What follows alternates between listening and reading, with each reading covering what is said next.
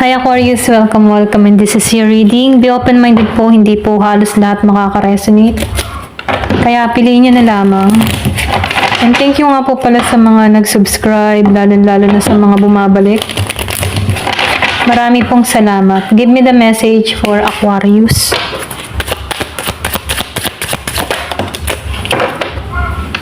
Meron ka ditong the butterfly. Excuse me. Give me the message for Aquarius.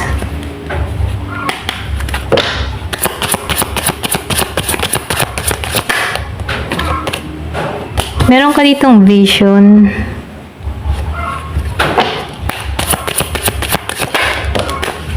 Then sign. So nakikita ko dito yung transformation na nangyayari sa'yo, okay? So, nagiging kang klaro or sabihin natin na nagiging klaro para sa iyo kung ano yung gusto mong mangyari at kung ano ito, okay? Kumbaga, meron kang inilalarawan, meron kang iniisip or pwede rin sinasabi dito na once na meron kang hinihiling or meron kang minamanifest, kailangan mo tong i-clear kung ano yung vision mo para rito, okay? Nang sa ganun, ma-attract mo to. So, meron ditong mga sign, kung nahanap ka ng mga senyales, ito na to, okay? Kumbaga, matatagpuan mo kung ano yung mga gusto mo or kung ano yung gusto mong makamit. Marireceive mo to. Ito na yung sign. Meron ditong transformation na mangyayari or bigla ang pagbabago sa'yo, okay? Ito lang yung mensahe. Give me the message. Ano pa yung mensahe?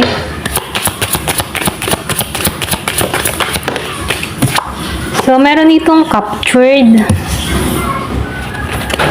Yung iba naman sa inyo, nafe-feel ko dito, yung bang tipo na feeling stuck sa isang sitwasyon, or pwede rin meron kang ayaw pang pakawalan, okay? Mga pangyayari, or pwede rin meron ka ditong humihila sa'yo sa nakaraan, mga ganun, no? Kumbaga yung emotion, merong negative emotion na pumapasok sa kaisipan mo, na feeling stuck ka, para kang natrap sa isang sitwasyon na ayaw mo, okay? Give me the message, ano pa yung mensahe? So, meron ditong spirit. So, nakikita ko rin dito, yung iba sa inyo, ginagabayan ka dito, or pwede rin sabihin na aware ka sa spiritual, yung iba sa inyo, no? Ito rin nakita, o pwede rin, alam mo to, okay? Dito sa captured, ramdam mo na meron something na kumbaga nagiging aware ka sa mga emotion or nararamdaman mo dito. Ito rin nakikita ko. So, mainam tanggalan yung mga dapat tanggalan, okay? So, nakikita ko dito, maging klaro ka para makawala ka sa ganitong emotion, sa mga negative emotion, okay? Kasi ginagabayan ka dito. Yung iba sa inyo, kung nasa healing process ka, no, or gusto mo maghilom sa nakaraan kasi feeling stuck ka sa isang sitwasyon, mainam magsuot ka ng amethyst, kung alam mo yun, nakakatulong to na magkaroon ng healing energy or makawala ka sa mga negative emotion, kung mahilig ka sa gemstone. So, may nang pag-aralan mo din, okay? Search mo kung ano ang meaning ng amethyst, okay? Give me the message. So, meron ditong cycle. So, nakikita ko rin dito, fate, merong karma, something ending. So, merong new beginning. Merong natapos at merong bagong simula. So, nakikita ko dito, meron ditong kapalaran or magandang kapalaran naghihintay sa'yo. Yung karma naman, lagi kong sinasabi yun, good or bad, depende yun sa gawa ng isang tao, okay? Ito lang yung mensahe, no? So, nakikita ko dito, malalampasan na to, or pwede rin sabihin, tapos ka na dito, no? Napagbayaran na yung karma or kung ano mga nagawa mong pagkakasala. Tapos ka na dito, no? At meron ditong bagong simula, okay? Ito lang yung nakikita ko, no? Give me the message, ano pa yung mensahe?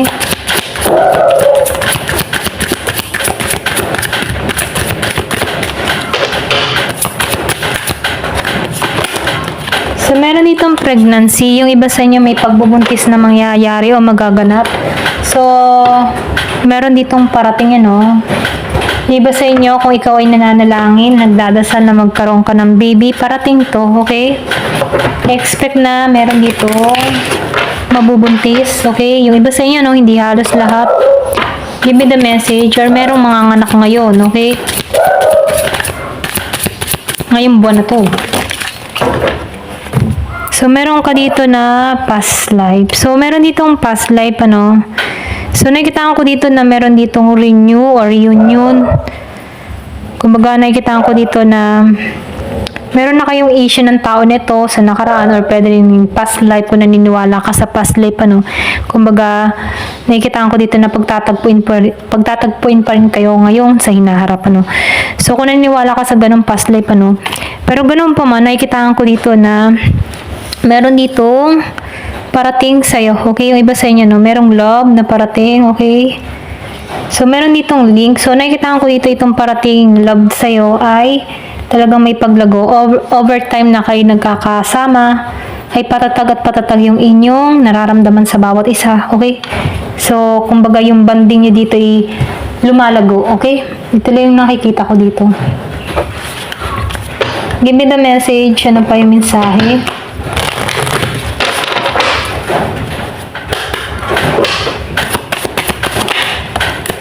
So, meron ditong bloom. So, nakikita ko dito, no, yung iba sa inyo, may pag-aani ng tagumpay, okay? So, nakikita ko dito may selebrasyon na gagawin. Ito na yung right time, okay? So, meron ditong ipagkakalob sa'yo na biyaya, blessing, sa iba, no? Reunion. Talagang meron ditong reunion, ano? So, nakikita ko dito, soul recognition, may pagkilala or meron ka ditong makikilalang bagong tao, okay? Pwede magsimula kayo sa pakikipagkaibigan or pwede rin ipakilala to sa'yo ng kaibigan, okay? So, meron ditong collaboration. So, nakikita ko dito, magiging magaan yung pakaramdam mo dito sa tao na to. Ito lang yung nakikita ko. Meron partnership na parating. Give me the message. Ano pa yung mensahe?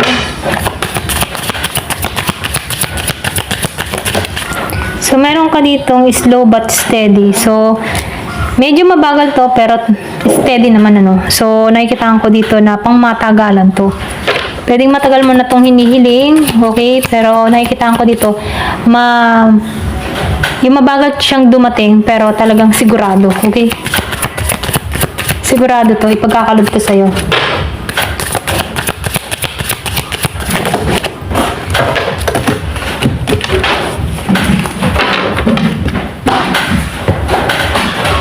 Meron dito na masculine energy. So, nafe-feel ko dito yung parating sa'yo ay talagang maginoo. Okay?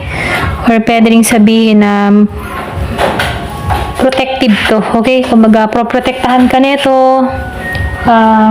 Romantic to. Okay?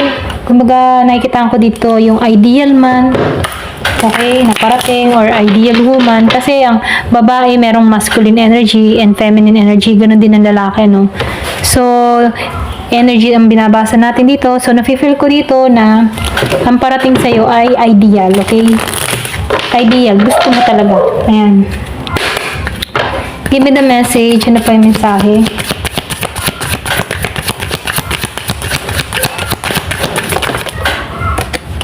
So, trust. Magtiwala ka, no? Trust.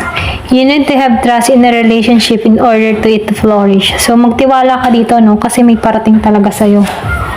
Cupid. So, love is in the air when Cupid's around. So, nafe-feel ko dito na pagtatamain talaga kayo dito, no? Kasi dito, reunite our lives once over and over in different lives. Past life mo na to. Okay? Pagtatagpuin muli kayo dito. Or mararamdaman nyo. Something, merong spark ang mararamdaman sa tao na to. Ito lang yung mensahe, no? Kumbaga, feeling mo, kilalang kilala mo na siya kahit ngayon mo pa lang siya nakilala. Ganun, no? Parang matagal ko na tong kilalang kilala. Kumbaga, magaan lang yung pakaramdam mo sa tao na to. Okay? Ito lang yung mensahe. So, sino naman to? So, nakikitaan ko rin dito, no? Meron kang kalayaan na makilala to, no? So, pwede rin sabihin na Capricorn to, or pwede rin na makikilala mo to once na dinetouch mo na yung sarili mo sa past. So, okay, kung meron ka mang past person or meron kang tao na nagpasakit sa'yo, no? So, nakikita ko dito na meron ditong feeling trap, okay? So, nakikita ko dito na ikaw ay yung mga tipo nag-iingat ka sa sarili mo, okay? Pwede rin meron kang nangyari in the past kaya masyado kang protektado, ano? masyado kang may boundaries, okay? Pero ganun pa man, itong tao nito, may lakas siya ng loob, okay? May itapang. Focus to sa'yo, okay? Pero nakikita ko dito, no, na itong tao, yung iba sa inyo napifeel ko dito, meron dalawang taong parating, pass and you, okay? So, nakikita ko dito na feeling trap, kasi meron ditong captured eh. Or pwede rin, hindi ka pa rin makamove on, ano, okay? Sa past mo. Ito lang nakikita ko. Meron ditong hindi pa nakakamove on sa past. Pero ganun pa man, pwede ito yung makatulong sa'yo, okay? Kasi may tapang at lakas ng loob. O pwede rin takot ka na magtiwala bago mo makilala to. Ito lang nakikita ko, no? Pwedeng may pagdududa ka. Or pwede rin na yung ba tipo na unang tingin mo dito sa tao nito, hindi na pagkakatiwalaan. May trust issue ka dito, okay? So, nafe-feel ko yung tao na to magiging challenge or matcha-challenge sa'yo, okay? Kasi nakikita ko dito na may trust issue ka. Pero ganun pa man, parating to. Magtiwala ka. Magdasal ka. Once na nalampasan mo itong mga emotion, negative emotion mo, at napalaya mo yung sarili mo dito, parating to, okay? Ito lang nakikita ko. Ayan, thank you for watching. Love and peace.